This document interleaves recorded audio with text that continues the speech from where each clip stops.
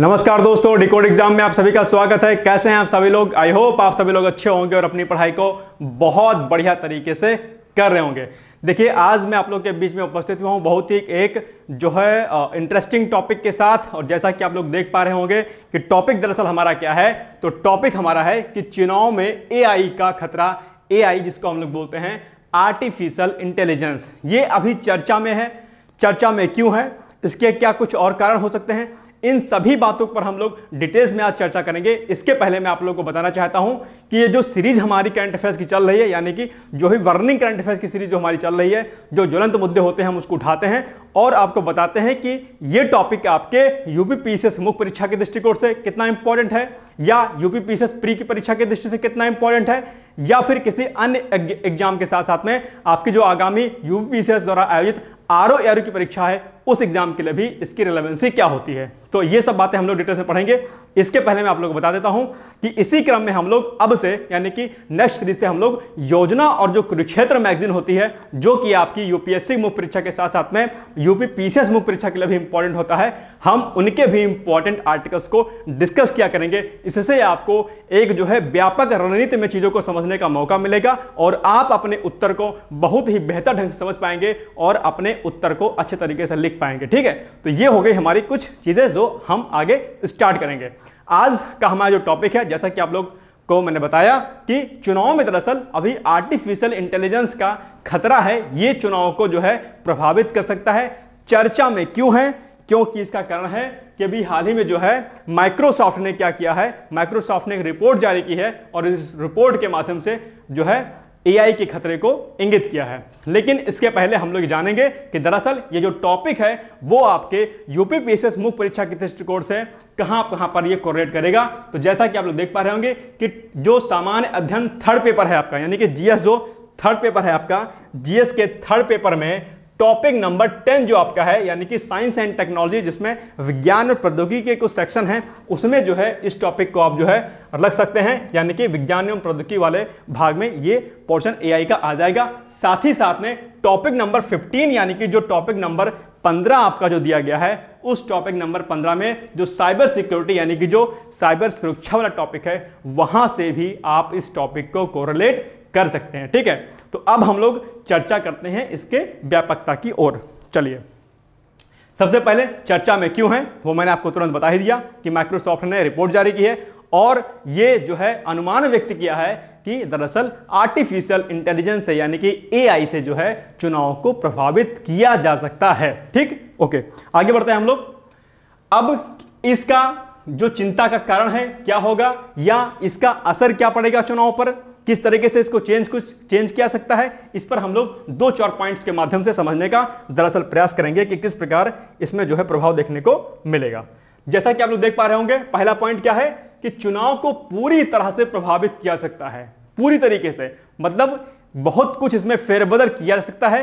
कैसे, इन पॉइंटों के माध्यम से आप समझिए। जैसे कि विज्ञापनों के माध्यम से, यानी कि विज्ञापनों, पोस्टरों आदि में परिवर्तन की संभावना, यानी कि सरकार के द्वारा या किसी अन्य पार्टी के द्वारा जो विज्ञापन जो है पोस्ट किए जाते हैं, जो विज्ञापन प्रचार के लिए रखे जाते हैं, एआई के माध्यम से जो है उनमें चेंज किया सकता है। जो भी आपके सोशल साइट्स के माध्यम से चाहे वो प्रचार किया जा रहा हो या किसी अन्य के माध्यम से किया जा रहा हो, तो यहां पर जो है एआई का बहुत व्यापक स्तर पर प्रयोग करके किसी के माइंडसेट को चेंज करने का प्रयत्न जो है एआई के माध्यम से किया जा सकता है। ठीक, दूसरा, फेक न्यूज प्रसारण में हो सकती है बढ़ोतरी, यानी कि कुछ ऐसी न्यूज जो है आ सकती है आपके सामने जो आपको बहुत ही ज्यादा जो है अजीब लगे, बहुत ही किसी के प्रति, किसी खास पार्टी के प्रति आपकी सोच को परिवर्तित करने के लिए लाई जाए। यो भ्रामकता हो उस विज्ञापन में, भ्रामकता हो उस न्यूज में कि आपको लगे कि यार ये सरकार ने तो ऐसा कर दिया है या फला सरकार ने ऐसा कार्य कर दिया था, या किसी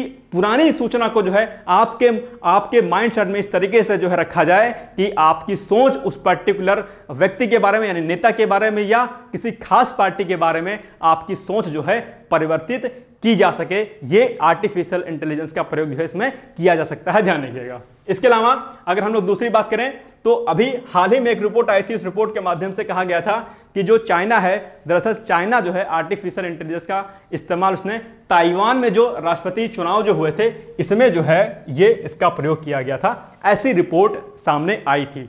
क्या कुछ इसमें सच्चाई है, किसी को बेहतर तरीके से नहीं पता है, लेकिन ऐसी संभावना व्यक्त की गई थी कि इस तरीके से कई सारे जो विदेशी जो शक्तियां हैं वो किसी लोकतांत्रिक देश के चुनाव को प्रभावित कर सकती हैं यदि उस पर्टिकुलर देश के व्यापार को घाटा उस पर्टिकुलर देश में हो रहा है या वहां की रणनीतियां उस पर्टिकुलर देश में काम नहीं कर पा रही हैं। तो ऐसे देश, चाइना जैसे देश कहीं ना कहीं आपके देश के चुनाव को प्रभावित कर पाने का कार्य कर सकते हैं, ध्यान रखिएगा। ठीक, इसके अलावा चुनाव को प्रभावित करने का प्रयास किया जाएगा, यानी कि जो भी मतदाता होंगे, इसमें जो भी मतदाता होंगे, ठीक है, उन मतदाताओं को कहीं ना कहीं क्या किया जाएगा, चेंज किया जाएगा, उनके माइंडसेट को प्रॉपर तरीके से, ध्यान रखिएगा। ठीक है, तो ये कुछ इंपॉर्टेंट पॉइंट थे, हालांकि ये पॉइंट रिपीट हो गया, कोई बात नहीं, लेकिन आपको बस इतना ध्यान रखना है कि चुनाव में जो भी चीजें होती हैं किसी भी प्रकार की हो, चाहे पोस्टर चेंज करना हो, बैनर चेंज करना हो, किसी फेक न्यूज को फैलाना हो, ये सारे काम एआई के माध्यम से, यानी कि जिसको हम हिंदी में बोलते हैं कृत्रिम बुद्धिमत्ता, यानी कि आर्टिफिशियल इंटेलिजेंस, इसके माध्यम से चुनाव को हर तरीके से जो है प्रभावित करने का प्रयास किया जा सकता है, ऐसा रिपोर्ट में माइक्रोसॉफ्ट के कहा गया है। ठीक है, चलिए आगे बढ़ते हैं हम लोग। दूसरा क्या है कि अगर ऐसे खतरे हैं तो इसके हम उपाय क्या कुछ कर सकते हैं, यानी कि इसके सॉल्यूशन क्या क्या हो सकते हैं, ये हम लोग यहां पर देखने का प्रयास करेंगे। सबसे पहला पॉइंट क्या है कि महत्वपूर्ण नियमों और प्रावधानों को लागू करके, यानी कुछ ऐसे नियम और प्रावधान बनाए जाएं कि जिससे इन प्रकार के जो चीजें होती हैं, जो ऐसी प्रकार की जो चीजें होती हैं, उन पर हम लोग प्रॉपर तरीके से निगरानी रख सकें और उनको जो है वहीं पर शॉर्ट आउट कर सकें, यानी कि वहीं पर उसको खत्म कर सकें। तो नियम अगर रहेंगे तो कहीं ना कहीं चीजें जो है आपके फेवर में रहेंगी और उसका जो है दुष्परिणाम देखने को नहीं मिलेगा। दूसरा, साइबर सिक्योरिटी, यानी कि जो साइबर सुरक्षा होती है उसको मजबूत बनाया जाए। आज साइबर सिक्योरिटी यानी कि साइबर सुरक्षा अपने आप में बहुत बड़ी चुनौती बन के उभरी है, और खासकर उन देशों के लिए जो देश विकासशील हैं या जहां पर टेक्नोलॉजी इतनी डेवलप अभी नहीं हो पाई है, वैसे देश के लिए साइबर सिक्योरिटी यानी कि साइबर सुरक्षा को मजबूत कर पाना अपने आप में एक चुनौती बनता चला जा रहा है। और जैसा कि आप लोग को पता होगा कि आर्टिफिशियल इंटेलिजेंस ने जो कमाल कर दिया इस समय, कमाल कहो या उसके परिणाम दुष्परिणाम दोनों, यानी कि अच्छे परिणाम बुरे परिणाम दोनों आ सकते हैं। और ऐसी स्थिति में वहां पर यानी कि भारत जैसे विकासशील देश के लिए इसको जो है मैनेज कर पाना, यानी कि साइबर सिक्योरिटी को प्रॉपर तरीके से डील कर पाना अपने आप में चुनौती भरा पूर्ण कार्य है। खैर, तीसरा पॉइंट इसमें क्या होगा, तीसरा पॉइंट है कि साइबर सुरक्षा से संबंधित एक विशेषज्ञों की टीम जो है निगरानी के लिए तत्पर रहे 24 आवर, यानी कि कहीं से कुछ भी अगर नजर आता है पूरी तरीके से तो वहां पर जो टीम हो और उन टीम को प्रॉपर तरीके से ट्रेनिंग दिया जाए, खास टेक्नोलॉजी के माध्यम से उनको बताया जाए कि किस तरीके से आप साइबर सिक्योरिटी को जो है हैंडल कर सकते हैं, और जहां से भी आपको जो है कोई भी खतरा नजर आए आप वहां पर उसको शॉर्ट आउट करने का काम करें। तो टीम इसके लिए बहुत बेहतर ढंग से काम कर सकती है। इसके लिए जो है 24 आवर की एक टीम बहुत प्रॉपर तरीके से, हालांकि काम कर भी रही है, ऐसा नहीं कि नहीं है, लेकिन इनमें इनको और महारत हासिल किया जाए कि किसी भी प्रकार का कोई भी चीज हो, क्योंकि एआई अपने आप में बहुत स्ट्रांग और बहुत ही जो है पावरफुल चीज बन गई है, और उसको पकड़ पाना, उसकी चीज को पकड़ पाना थोड़ा सा चुनौती भरापूर्ण कार्य हो सकता है। ठीक है, इसके अलावा जन जागरूकता के माध्यम से इसको किया सकता है कि कोई भी न्यूज अगर आपके सामने इस प्रकार की आती है तो उसकी सूचना आप जो है, जो भी नंबर दिए होते हैं सरकार की तरफ से, उनको आप दे कि इस प्रकार की सूचनाएं हमारे तक आ रही हैं, या हमारे एप्लीकेशन में इस तरीके से आ रही चीजें, या आपके फोन में कुछ ऐसा खास परिवर्तन होता नजर आपको आ रहा है, कुछ भी अगर आपको लगता है आप उसकी सूचना जो है, जो साइबर थाने होते हैं या साइबर सुरक्षा से संबंधित जो भी जो नंबर्स दिए जाते हैं उन पर आप कॉल करके अपनी समस्याओं को वहां पर बता सकते हैं। ध्यान रखिए, यानी कि जन जागरूकता से जो है इससे बचा जा सकता है, ध्यान रखिएगा। ओके, ये हो गए इसके दरअसल हमारे क्या उपाय। ओके, नेक्स्ट है कि अब आर्टिफिशियल इंटेलिजेंस की बात हो रही है तो हमें आर्टिफिशियल इंटेलिजेंस की चुनौती को तो हमने देख लिया कि किस तरीके से चुनाव को प्रभावित कर सकता है, आपके पूरे माइंडसेट को चेंज कर सकता है, लेकिन साथ ही साथ में हम इस टॉपिक के बाद में पढ़ते हैं कि एआई का दरअसल उपयोग हो सकता है, तो उसका भी प्रयोग हम लोग क्या कर सकते हैं, ये टॉपिक से थोड़ा सा हटके है। तो अगर हम लोग एआई की बात करें तो एआई का इस्तेमाल जो है हर क्षेत्र में किया सकता है, चाहे वो शिक्षा हो, चिकित्सा हो, न्यायपालिका हो या कोई अन्य कार्य हो। जैसा कि आप लोग पॉइंट्स में देख पा रहे होंगे कि यहां पर स्वास्थ्य के क्षेत्र में बात की गई है, शिक्षा के क्षेत्र में, न्यायपालिका में, नवाचार में और अनुसंधान में बहुत क्रांतिकारी कदम जो है इससे उठाया जा सकता है और उठाया जा रहा भी है। यानी कि जो भी आजकल आप लोग देख पा रहे होंगे कि बहुत सारी बीमारियों के लिए बहुत सारी टेक्नोलॉजी का इस्तेमाल होता है जो कि हमारे पास नहीं मौजूद है, उसके लिए एआई एक बहुत बेहतर ऑप्शन हो सकता है। ठीक है, इसके अलावा एजुकेशन में तो एआई का अपने आप में बहुत बड़ा रोल है, और कहीं ना कहीं जो बड़ी बड़ी कंपनियां होती है वहां पर एआई के इस्तेमाल से जो है सॉफ्टवेयर जो कंपनियां होती है वहां पर एआई का भरपूर इस्तेमाल किया जा रहा है। और हालांकि वहां पर यह भी कहा जा रहा है कि जिस तरीके से एआई का प्रयोग किया जा रहा है, आने वाले समय में जो है जो सॉफ्टवेयर कंपनियों में जो कार्यरत लोग हैं उनकी नौकरियों पर भी जो है चिंता का विषय वो बनी हुई है, यानी कि उनकी जो नौकरियां हैं उन पर भी खतरा मंडराता नजर आता दिख रहा है। ये इसके दुष्परिणाम भी हो सकते हैं, लेकिन अच्छे परिणामों के अगर हम लोग बात करें तो अच्छे परिणामों के अंतर्गत जो है ये पॉइंट्स जो है आपके लिए बहुत बेहतर हैं कि इन एआई के माध्यम से हम लोग न्यायपालिका में जो है बहुत अच्छा काम कर सकते हैं, चाहे वो रिपोर्ट्स बनाने से लेकर के और जो प्रॉपर एनालिसिस होती है न्यायपालिका में, कोर्टों में जो केसेस बहुत पेंडिंग होते हैं उन सभी चीजों को सुलझाने में, किसी केस को सुलझाने में एआई का जो है बहुत बढ़िया उपयोग किया जा सकता है। ध्यान रखिएगा। ओके, तो ये पॉइंट्स आप लोग जो है नोट डाउन कर लीजिएगा अपनी कॉपी में। ओके, चलिए आगे बढ़ते हैं हम लोग। अब टॉपिक हमारा फिनिश हो गया कि एआई क्या है, एआई की जो माइक्रोसॉफ्ट की जो रिपोर्ट आई थी उसमें क्या कुछ कहा गया है कि किस तरीके से चुनाव को प्रभावित किया सकता है। और आपको एक बात बता दूं कि जिस तरीके से वैश्विक स्तर पर जिस तरीके से एक भागम भाग वाली स्थिति बनी हुई है, हर देश अपने आप को सुपर पावर बनने की होड़ में जो है अपने आप को लगा रखा है कि किस तरीके से हमारे यहां का व्यापार बढ़े, किस तरीके से हमारे यहां का मार्केट वैल्यू बढ़े। उसके लिए जो है बहुत सारे बड़े जो देश हैं वो अपने आप में कुछ ना कुछ करने की तकनीक रखते हैं कि हम किसी देश के चुनाव को प्रभावित कर सकें।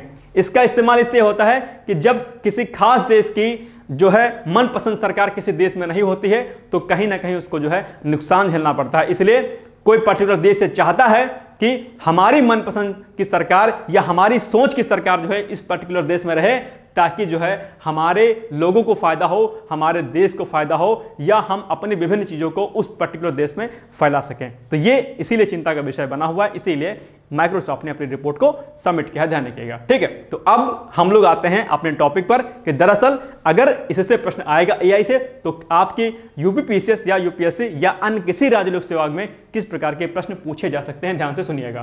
पहला प्रश्न क्या पूछ सकता है आपसे कि कृत्रिम बुद्धिमत्ता यानी कि आर्टिफिशियल इंटेलिजेंस क्या है और भारत जैसे विकासशील देश में इनका प्रयोग या इसका प्रयोग किस प्रकार से किया जा सकता है। ध्यान रखिएगा। तो यह प्रश्न पहला पूछ लेगा। दूसरा प्रश्न पूछ सकता है आपसे कि हाल ही में, देखिएगा प्रश्न बहुत इंपॉर्टेंट है, कि हाल ही में जहां एक और एआई के प्रयोग ने विभिन्न क्षेत्रों में क्रांतिकारी कदम की ओर उन्मुख किया है, तो वहीं दूसरी ओर इसके दुरुपयोग को लेकर के भी चिंता व्यक्त की जा रही है। इस कथन के आलोक में आपका क्या मत है, विस्तार पूर्वक समझाइए। इस तरीके से प्रश्न आपसे पूछ सकता है कि निश्चित तौर पर एआई ने क्रांतिकारी कदम तो उठाया है, मतलब उसकी वजह से उठाया गया है, एक बहुत बड़े जो है जनमानस को इसका फायदा मिल रहा है, लेकिन वहीं दूसरी ओर एआई के जो दुष्परिणाम है, एआई के जो प्रयोग के द्वारा जो नुकसान होंगे, उसके आलोक में आपको जो है एआई के बारे में आपको लिखना है कि इससे जो है क्या कुछ फायदा और क्या कुछ इसका नुकसान हो सकता है। ध्यान रखिएगा। ठीक है, तीसरा प्रश्न इसमें बनेगा कि क्या कृत्रिम बुद्धिमत्ता द्वारा किसी देश के चुनाव में मतदाताओं को प्रभावित किया सकता है। बिल्कुल किया सकता है। उसके माइंडसेट को चेंज किया सकता है, गलत जानकारियों के माध्यम से, गलत विज्ञापनों के माध्यम से, गलत रणनीतियों के माध्यम से, इस तरीके से चुनाव को प्रभावित किया सकता है और चुनाव के माध्यम से मतदाताओं के माध्यम से चुनाव को प्रभावित किया सकता है। तो यही पॉइंट आपको यहां पर क्या करना है, लिखना है। लास्ट प्रश्न यानी कि चौथा जो प्रश्न इसमें आएगा वो क्या आएगा, वो आएगा कि कृत्रिम बुद्धिमत्ता क्या है, टिप्पणी करें। सिंपल सा प्रश्न आपसे पूछ लेगा आर्टिफिशियल इंटेलिजेंस के ऊपर। तो ये कुछ प्रश्न हैं जो संभावित हैं इस पर्टिकुलर टॉपिक के ऊपर। आई होप कि आपको टॉपिक समझ में आया होगा। अब इसके अलावा इस टॉपिक से इतर आज मैं आप लोगों से एक प्रश्न सिंपल सा पूछता हूं, और सिंपल सा प्रश्न यह है कि विश्व होम्योपैथिक दिवस कब मनाया जाता है। इसका उत्तर आप लोग कमेंट बॉक्स में जाकर के कमेंट जरूर करिएगा। यह भी प्रश्न जो आपकी परीक्षा के लिए इंपॉर्टेंट है। और अगली सीरीज में जब हम लोग उपस्थित होंगे तो हम लोग अगली सीरीज में दरअसल एक नए टॉपिक के साथ, यानी कि जैसा कि हमने आपको शुरू में बताया कि हम लोग योजना और कुरुक्षेत्र वाले आर्टिकल्स को भी स्टार्ट करेंगे। इसका फायदा आपको यूपीएससी और यूपीपीसीएस की मुख्य परीक्षा में बहुत ज्यादा मिलेगा। साथ ही साथ में आरओ और अन्य राज्य लोक सेवा सिविल सेवा परीक्षाओं के लिए में भी आपको मिलेगा। ओके, फिर मिलते हैं नए सीरीज के साथ। तब तक के लिए पढ़ते रहिए, मस्त रहिए, व्यस्त रहिए। Thank you so much. Bye bye.